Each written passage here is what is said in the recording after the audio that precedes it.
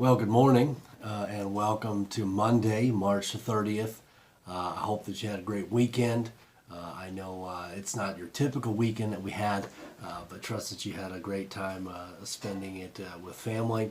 And then also for those of you who were able to watch our church service online as well, thank you so much for joining us there and sharing it. Just wanted to share with you just a quick message this morning. Wanted us to take a look at some of the Psalms here. And so we'll start here at Psalm 1. And just want to share with you just a brief challenge here today. The Bible tells us, I'll read to us for all of us here the entire Psalm. And then we'll make a few comments about it. But Psalm 1 tells us, "Blessed is the man that walketh not in the counsel of the ungodly, nor standeth in the way of sinners, nor sitteth in the seat of the scornful. But his delight is in the law of the Lord, and in his law doth he meditate day and night. And he shall be like a tree planted by the rivers of water, that bringeth forth his fruit in his season. His leaf also shall not wither, and whatsoever he doeth shall prosper. The ungodly are not so, but are like the chaff which the wind driveth away. Therefore the ungodly shall not stand in the judgment, nor sinners in the congregation of the righteous. For the Lord knoweth the way of the righteous, but the way of the ungodly shall perish." In this psalm, we've got two different people, or types of people, being contrasted. We have what is considered the blessed man, the happy man, and then also the ungodly man. And these two individuals are being contrasted here to show the extreme differences between the two.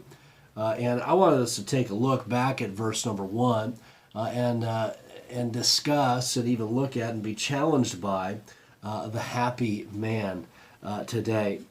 The happy or blessed man, according to verse number 1, must avoid these practices and even these persons and philosophies if they're going to truly be happy. In our world today, happiness is looked at and desired by so many people. Every commercial, television show has to deal with happiness in some way, shape, and that's what people desire the most, is to be happy. And that's what they look for. Those people that look for happiness by means of drugs, that they're looking for an escape from reality so that they can be happy for a moment in time.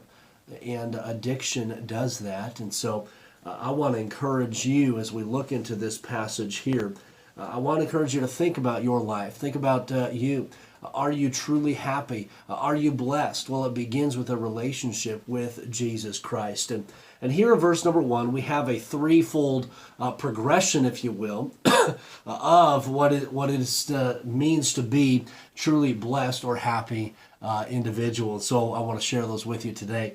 As we look back at verse number 1, it says, "Blessed is the man." And so that would mean happy is the man. So hey, let's look at what a happy man truly is. "Blessed is the man that walketh not in the counsel of the ungodly." As we consider that phrase there, "walketh not in the counsel of the ungodly," that word "walketh" has to deal with one who passes by, who notices sin and may even listen to it, may even watch it, and notices and listens to the false philosophies of the world, and so they're kind of they're not necessarily involved in it, but they're kind of interested with it. They kind of, if you will, they play around with it a little bit and familiarize themselves with it. And we see that one who walketh not in the counsel of who? The ungodly. And so they would be ones who would tend to leave God out of their lives. And the Bible says, "Blessed is the man that walketh not in the counsel of the ungodly." So this is an individual who walks not in the counsel of the ungodly, is one who is not influenced by God, who leaves God out of their life, and who is playing with and toying with the idea of sin and keeps it kind of close by. And then the second individual is this. It says, "Blessed is the man that walketh not in the counsel of the ungodly, nor standeth in the way of sinners. And so we have a kind of a progression. It's not somebody who's passing by and noticing now. It's somebody who is standing, observing, who is being caught up in the moment of sin. And this really speaks to the idea of one who's considering the idea of participating and being actively involved in the sin. So it's no longer just an observation. Like somebody who's walking by the counsel of the ungodly, but now they're actively considering to participate in the sin. And it says in the way of sinners, so it's an active, it's an act against God Himself.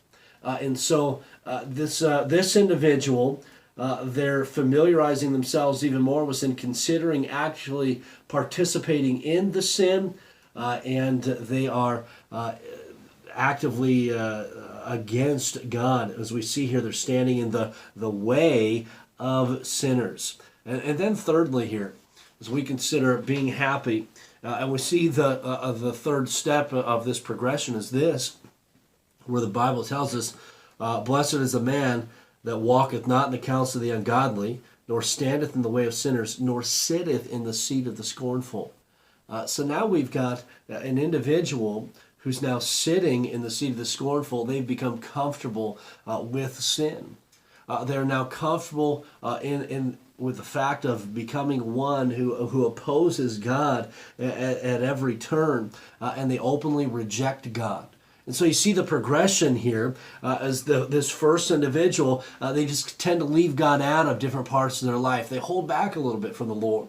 The second individual, the sinner, they are sinning against God and knowingly and actively sinning against God. And then this third individual, they openly reject God. And so we see this kind of a slippery slope that can be had. And I desire to be blessed, to be happy. And as a Christian, if we're going to experience this happiness, man, we cannot walk in the counsel of the ungodly.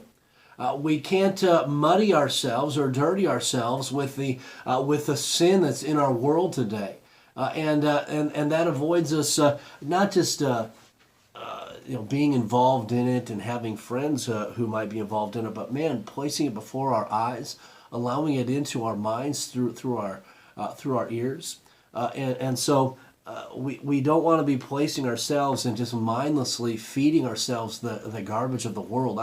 I think a great example is this in schools. We've got to be, as parents, we've got to be actively involved in our schools. Man, what are they teaching our kids? And we say, you know what, they can handle it, it'll be fine, it's no problem. No, it is a problem.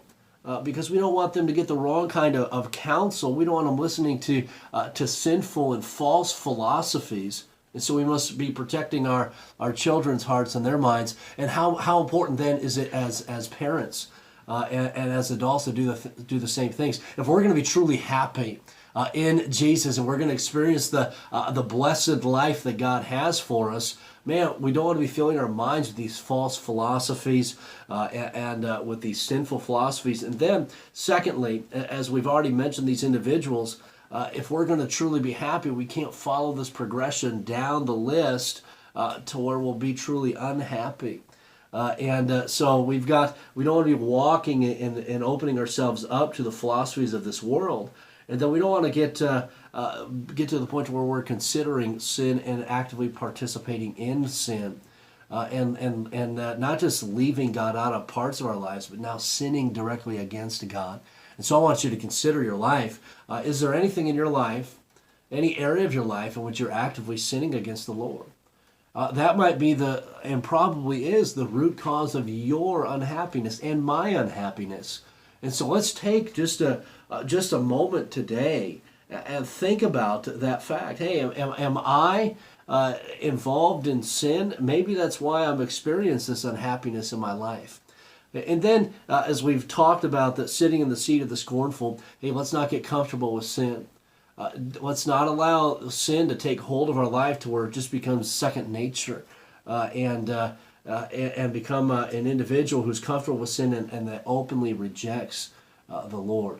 I want to be happy. I want to experience the blessings of God in my life. And so, hey, I don't want to even get started down this slippery slope, this threefold progression. And so it starts with us, man, just becoming, noticing the sin and just kind of watching it and then considering it and then becoming comfortable with it. And so today, as we go throughout our day, let's think in terms of this. Man, I want to be happy. I want to be blessed by the Lord.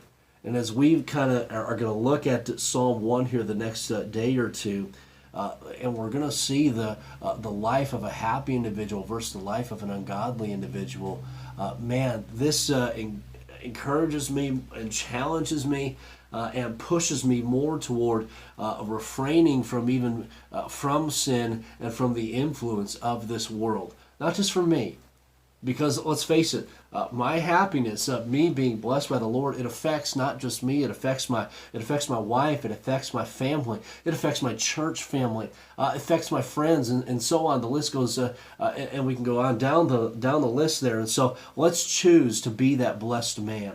Let's avoid walking in the counsel of the ungodly, standing in the way of sinners, and sitting in the seat of the scornful.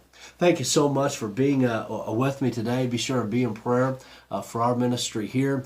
Be in prayer for our first responders, those in the leadership, as they continue to deal with this coronavirus. And then also, I want to encourage you along these lines as well. If you could share the video, and maybe it'll be a blessing to somebody else. It's so exciting to see people check in and see people that have watched the video that I like, wow, how do they get a hold of this? So that's very exciting. And then I'd also like to encourage you in the comments section below, if you have a prayer request, something you'd like me to pray for, I would count that a privilege. And so if you would please share that with me in the comments section below. Lord bless you. I love you. I'm thankful that you've joined with me today. Have a blessed day.